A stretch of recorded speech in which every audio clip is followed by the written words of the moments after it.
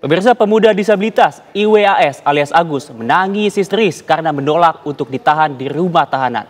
Kejaksaan Negeri Mataram memutuskan untuk menahan Agus yang menjadi tersangka pelecehan seksual berantai hingga mencapai korban 15 perempuan.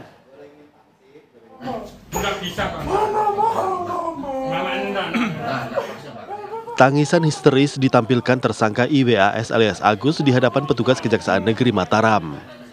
Agus bahkan meraung-raung dalam pelukan ibunya.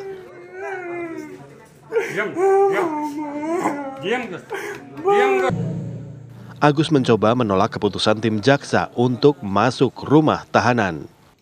Pemuda difabel tersebut beralasan akan kesulitan melakukan aktivitas dasar seperti mandi, buang air, dan ganti pakaian. Tersangka IWAS alias Agus akhirnya tetap masuk rumah tahanan di Lapas Kelas 2A Lombok Barat dengan status tahanan titipan Kejari Mataram.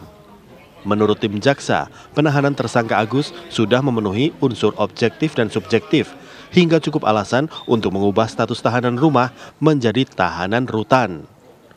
Selain itu, rumah tahanan juga sudah dilengkapi fasilitas yang memadai bagi kelompok rentan. Secara objektif dilihat memang ancaman di atas 5 tahun penjara sehingga bisa untuk dilakukan penahanan rutan. Untuk secara subjektif, jadi yang dipertimbangkan mengingat korban yang dilakukan terdakwa IWAS itu lebih dari 1, dikhawatirkan nanti terdakwa IWAS bisa mengulangi perbuatannya. Di lain pihak, kuasa hukum tersangka IWAS menyebut penahanan Agus telah mengabaikan sejumlah aspek, antara lain proses asesmen yang tidak pernah dilakukan pada kliennya. Nah, itu yang kami sayangkan. Ya, nanti kita lihat saja seperti apa ke depannya. Sebenarnya kami lebih mengapresiasi tindakan dari penyidik kepolisian, ya, Polda NTB yang memberikan status tahanan rumah. Ya, kalau tahanan rutan, asesmen terhadap Agus belum dilakukan. IWAS alias Agus akan menjalani penahanan dalam 20 hari mendatang sebelum menjalani proses peradilan. Dari Mataram, Nusa Tenggara Barat, Herman Zuhdi, TV One mengabarkan. Berkas tersangka disabilitas IWAS alias Agus dalam kasus dugaan pelecehan seksual hari ini diserahkan penyidik kepolisian ke Kejaksaan Negeri Mataram, Nusa Tenggara Barat.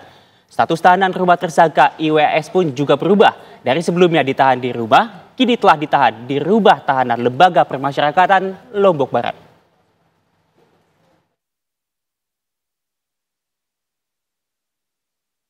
Berkas perkara tersangka disabilitas kasus dugaan pelecehan seksual IWAS alias Agus telah diserahkan dari penyidik kepolisian ke Jaksa Penuntut Umum Kejaksaan Negeri Mataram, Nusa Tenggara Barat. Penyerahan tersangka Agus dilakukan setelah tim jaksa peneliti menyatakan berkas Agus memenuhi syarat formil dan material. Dengan kelengkapan berkas tersebut, selanjutnya Agus ditahan di rumah tahanan Lembaga Pemasyarakatan Lombok Barat dengan status tahanan titipan Kejaksaan Negeri Mataram. Proses penyidikan yang kita lakukan terhadap tersangka Agus itu telah rampung dan telah dinyatakan lengkap.